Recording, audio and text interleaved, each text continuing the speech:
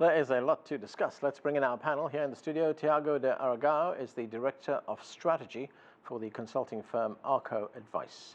Also with us, Sourabh Gupta is a Senior Asia-Pacific International Relations Policy Specialist from the Institute for China-America Studies.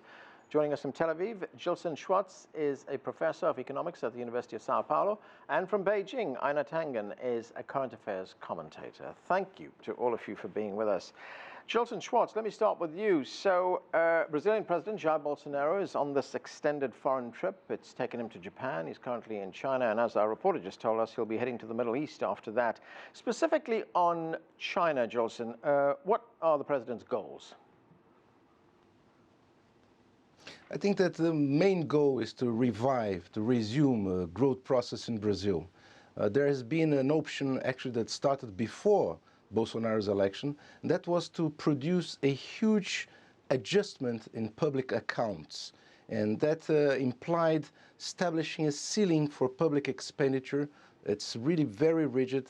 So there's a whole discussion about the impossibility of reviving the economy using the state power. So it seems that attracting foreign direct investment becomes the only alternative, while the government itself restrains expenditure in the hope that the private sector will occupy that space and will revive the economy. So, Gilson, he'll be looking for some firm offers from the Chinese while he's there. Well, the Chinese investments in Brazil have been mainly concentrated in energy, infrastructure, oil and gas. This has been also a source of concern for Brazilian strategists. On the other hand, the trade between Brazil and China is also very much concentrated in terms of Brazil exporting primary goods while importing manufactured goods. This kind of imbalance does not make good for the development and for the resumption of economic growth. So there is a discussion in Brazil right now about the quality of investment, about the conditions for the resumption of economic growth, and it seems that the idea here is to maybe take some advantage while China and the US are fighting for tariffs, are fighting in terms of a global trade war. Maybe Brazil could step into the fight and get some benefit out of it. Right, Sourabh, as we heard our reporter tell us, President Bolsonaro criticized China during the election campaign, but he softened that criticism. Relations have changed. The tone of the relationship has changed.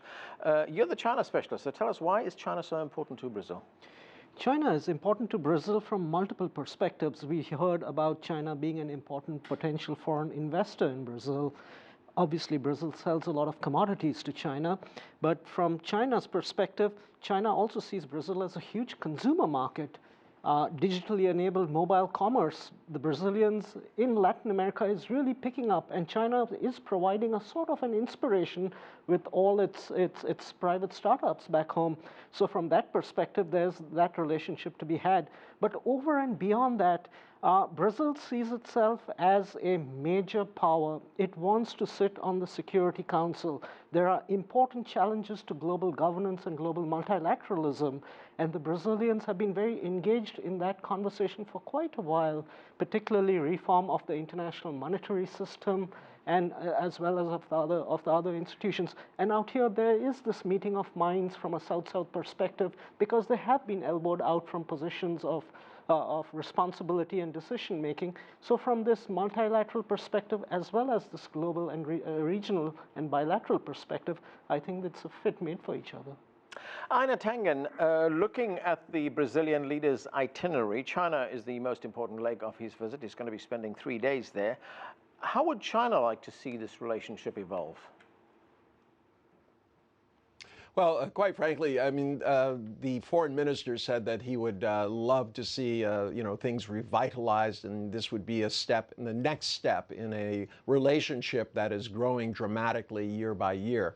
But, there are a lot of issues. Right now, China is concerned about what the Huawei situation is going to be like. Bolsonaro is in a difficult position because if he agrees to have Huawei in, the U.S. will criticize him. If he doesn't, China will. So he's on this kind of dividing line. He's thrown out some goodwill. A few hours ago, he announced that he was going to allow visa-free access for Chinese citizens, in addition to Indian citizens, to Brazil. Real turnaround, given that before the election he was saying that only the scum of the earth come to Brazil. He was very, very, anti-immigrant and visitors at that point. So he's a fairly flexible guy. I think China is looking to that flexibility to try to increase their understanding. Brazil has benefited from the trade war, not so much in the extractive main industries, but particularly in agricultural. They've been selling a lot of soybeans, obviously pork and chickens have been opened up. So things are going well. There was a visit last May by the vice president. He met with the founder of Huawei and said very encouraging things, that Huawei would not be shut out of the market because they've been there for 20 years. We'll have to see exactly if Bolsonaro follows the same script. Thiago, Einar Tangen raises an interesting point there, and that is, how does President Bolsonaro balance the relationship with China with that of his big neighbor to the north, the United States? Well, this is something that Bolsonaro is still trying to find out how he manages that. During an electoral campaign, you see several Latin American leaders thinking about that moment without thinking of how to deal with their moment once they're elected. And Vice President Mourão, he said something very interesting in the beginning of this administration, that Brazil should maintain an equidistance between the two countries and focus on its necessities in relation to the two countries. Brazil has, as it was very well put, has benefited from the trade war between the US and China. But I think that the directions that can be taken to each country does not necessarily exclude one from the other. China is one of the largest consumers of Brazilian agricultural production, and this is likely to maintain, this is likely to remain. Bolsonaro is trying to secure that these agricultural exports to China would remain at least in the same levels, given that part of a trade agreement between the USA and China could lead for China to increase its acquisition from the US and therefore diminishing from Brazil. So it's something that Bolsonaro is still learning how to manage. Gilson Schwartz, if we look at Brazil's relationship with China, there is a possibility that Brazil might sign a memorandum of understanding with China on the Belt and Road Initiative. But there was an interesting comment made by a scholar at the University of Shanghai who said that it's very important for Brazil to have clarity about what it wants from this relationship. What are Brazil's primary goals from this relationship? You mentioned some of them, two-way trade. Brazil wants to export manufactured goods to China, of course. But what else is there? Well, I think the first thing that we must have really clear here is that for the last year, about a year, there has been a decline in the volume of trade. Both imports and exports, the trade balance, the trade volumes between Brazil and China are declining. And this is a result of a global scenario which is really not favorable for all of us. Both China and the US, the global economy is really slowing down, has been slowing down. So trade volumes between Brazil and China have been declining. So this is important to keep in mind because we are facing a difficult global situation. Everyone is facing the challenge of resuming growth. The problem in Brazil, and most of the economists point the fingers to this issue, is what we call the Dutch disease. That's the excessive dependence on the export of commodities. This brings the exchange rate to a non-competitive level, and Brazil, as a big exporter of commodities to China, has to face the challenge. Either we change the composition of our trade, or we're going to be really to the Dutch disease. We've been watching this over the years. It's not just a thing with the Bolsonaro government. This has been going on and on even since the Lula years. We've seen this accumulation of international reserves and the appreciation of the exchange rate that is, of course, a result of the boom, the commodities boom. Once this commodities boom is over, we have a problem.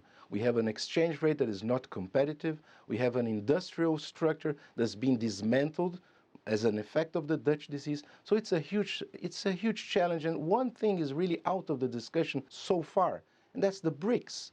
We know there's this huge project of a global development bank that would face, like the World Bank or the IMF, which have not been up to the challenge of supporting developing countries. And the BRICS has been also a very ideological issue in Brazil, as well as we know, in Latin America. So I think there are some challenges that are not being explicitly dealt with, are not being explicitly discussed, but one of them is really the Dutch disease and how development banks can help each other, even through a global development bank, to resume industrialization on a more even, on a more equal base. Otherwise, we're going to see the continuation of this trend.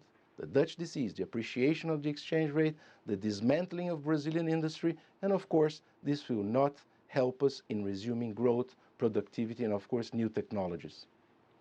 I want to get to BRICS again in a moment because the BRICS leaders, of course, will be holding a summit in Brazil in about 3 weeks' time. But Sourabh, I want to just talk a little bit more about the benefit that Brazil gets out of the China-United States trade dispute. I mean, is that a benefit that's sustainable? Because the trade dispute changes from week to week. You know, one week we hear it's going to be resolved, the following week we hear there's been no progress. I think to some extent it is sustainable simply because Brazil is such a superpower in agricultural exports. And for a country, let me provide an example. For a country like India, which is not a great ag exporter, but like Brazil has some serious deficiencies on the manufacturing side, the hope that somehow factories, investment which would have gone to China will go to a place like Brazil or a place like India, where the business environment is not so enabling, has borne out. The investment has not gone. It's gone to the Vietnamese, it's gone to Bangladesh, or it's gone to Taiwan, higher tech investment. So in the manufacturing sector, to expect that the US-China trade war would create a sort of a shift or a deflection of investment into these countries has not been borne out. But because Brazil is such a big ag exporter, it can really have a foothold in that market, which it can dominate for a long period of time. Brazil is in that category like Australia, which is very, very efficient in this area. And so from that perspective, that little foot in the door can open that space much wider. It's already pretty wide, but it can be consolidated. Einar, Tangen, how do you see the Brazilian relationship develop with China? I mean, is it a zero-sum game? Does there have to be a balancing act here for Brazil, or can Brazil have good relations with China as well as with the United States? Well, quite frankly, I mean, with the United States, they have a deficit. With China, they have a surplus. But the real issue here is it's not this idea. I'm going to disagree with my colleague about this in terms of this Dutch elm disease. Really, it's internal problems. Brazil has tremendous riches. They export half of the coffee of the world, etc. They have a lot of extractive industries, but they don't add value in Brazil. And as a result, they're always trading commodities. Now, that's not something China can change. They can provide investment for those people who want to do it, but there'd be a natural reaction if Chinese companies were earning a lot of money by providing this added value. It's important that Brazil has to kind of take on itself this responsibility of developing its resources and adding value to them. Now, one thing that the president, Bolsonaro, has done is he's kind of changed the emphasis. While my colleague was decrying the dismantling of interior industries and manufacturing within Brazil, the fact is they were not competitive. If they had been, they would be sending things around the world. Unfortunately, trade barriers and tariffs and things like that were erected in order to keep them within the country and able to operate, but not sufficiently able to compete in the world. So that's something that I think the current president is looking at. He's turning more to the private side and less reliance on this kind of larger state industry, which has not, in Brazil's case, served it as well as perhaps it has in the early stages of China's history. Thiago, right now the relationship, the economic trade relationship is focused on commodities, agricultural commodities, infrastructure development. But as Einar Tangen points out, do you see it expand into higher value-added activities like the service industries, like getting involved in joint projects on renewable energy? Well, definitely this is a possibility. This is a desire of the Brazilian government, but it depends on the Brazilian government more than anything. We have seen during the beginning of this administration a decrease from public investment, from direct public investment into the economy. And we have seen an increase in the private investment that is basically heating the Brazilian economy to go forward. So as we're shifting the philosophy of how investment happens in Brazil, it depends also on the correlation of forces in the country, the stimulus from the Brazilian government in terms of simplifying taxes, creating a better environment for business, so the environment can be healthy to the point that they could generate the interest in China in acquiring this sort of Brazilian products. Our own difficulties prevent us from moving forward into products that have aggregate value, and we have to go through to depend on commodities. However, our commodity production has a doses of technology that very few countries in the world has. And this is something that also generates a chain of an economic chain inside Brazil that leads to that technological development aimed at agriculture, for example. Embrapa is one of the most respected companies in the world in developing technology for the development of agriculture. So at the end of the day, it depends more on Brazil to be able to export more value aggregated products to China and other countries than anything else. Gilson Schwartz, there's also restrictions. May I stress one point? Yeah, sure. Go ahead. Yeah, just to make a point, that Embrapa is a state company. So most of the technological development in Brazilian agriculture has really resulted from heavy and intelligent investments in agriculture by a state company that favors technological development. On the other hand, since the beginning of the Bolsonaro government, there has been cuts in the budget for science and technology. There's been cuts in the scholarships for researchers in universities. So it's a problem here.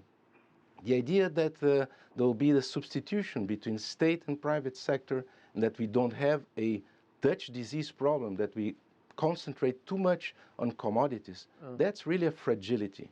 We should not subsume the economic discussion to an overall model of substitution from state to private sector. They're complementary, and exactly the agricultural, let's say the agricultural competitiveness of the Brazilian economy is partly a result of investments done by the state agency, by Embrapa, as was mentioned. Right. Einar, Tangen, do you want to respond to that? Yeah, no one doubts Brazil's ability to do agricultural. I mean, you have rich farmlands and things like that. You have the agricultural technology that has allowed you to produce things. But your manufacturing industry, your electronics industry, all of the higher end parts, even taking coffee and making it into, a grind so that you can do it, blending and baking the beans and blending them in Brazil and establishing a brand. That has not happened. Why? Brazilian coffee is known all over the world, yet there have been so many easy, low-hanging fruit opportunities, and they haven't been done. Now, a lot of people would say that that is due to the heavy influx of emphasis on the state actually putting these things together or somehow sponsoring them. We've seen instances where there was too much reliance on the state. I think it has to be balanced, and I think you're not talking about getting rid of one or the other. It's a question of, right now, Brazil needs more entrepreneurs who are willing to take risks and to take this value-added approach. I don't think hearkening back to the days of before is very useful at this point. Thiago, too much reliance on the state, do you agree? I think yes, but this is historical in Brazil. Brazil is a country that the majority of the population wishes that the state would have less participation, but the first thing that the entrepreneurs and the businessmen in Brazil did over the past decades, every time they needed help, was to run to the government and request public credit from the public state-owned banks and other particular grants that they could have from the government. I agree with the two views. First, Professor Schwartz, he made a very good point on our overdependency in commodities. And this is naturally a problem. This is something that has to be tackled. And yes, he's absolutely right. The technological aggregate value given by Embrapa historically has been decreasing this year, and that's a problem. But part of what took us to be a superpower in agriculture has to do with this participation.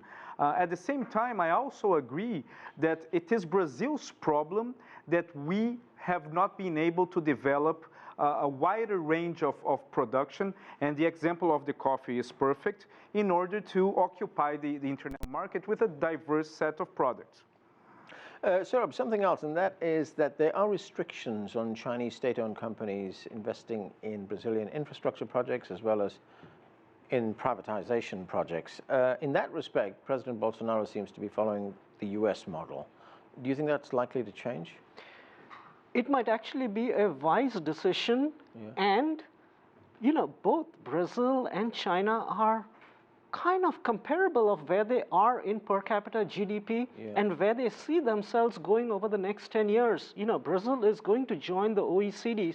It's getting into accession talks with the OECD, and is giving up special and differential treatment at the WTO and will be ready to be treated as an advanced economy. That's what the US has been telling China. China is still wedded to special and differential treatment, but China knows the next 10 years is about a whole-scale change in how it conducts its industrial subsidy regime and how it funds its state-owned enterprises and how they compete in the marketplace. In that regard, both countries have an interest. They have common interests in being aligned in championing that conversation of how state-owned enterprises should operate in domestic and global marketplaces. And that hopefully will also enable more reform at the Chinese end, which will allow Chinese players to become more transparent and participate in these procurement markets and in these infrastructure markets in advanced countries and in countries like Brazil. So I think there's a real space for this conversation where both countries now fundamentally see themselves at some level in their manufacturing sectors coming to that point where they need to make those necessary reforms in industrial policy and industrial subsidies. Gilson Schwartz, what are your thoughts on that, these reforms that we're talking about? I think that, of course, they are really necessary, but as I mentioned before, without a strong development bank and even a global development bank, these imbalances in the international division of labor will continue on and on.